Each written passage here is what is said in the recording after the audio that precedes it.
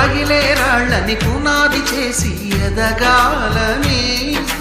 తరిమే వాళ్ళని హితులుగా తలచి ముందుకెళ్ళాలని,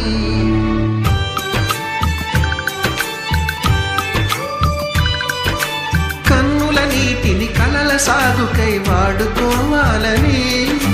కాచే నిప్పుని ప్రమిదగా మలచి కాంతి పంచాలని, గుండెతో ధైర్యం చెప్పెను, చూపుతో మార్గం చెప్పెను, అడుగుతో గమ్యం చెప్పెను, నేనున్నానని నీకేం కాదని, నిన్నటి రాతని మార్చేస్తానని.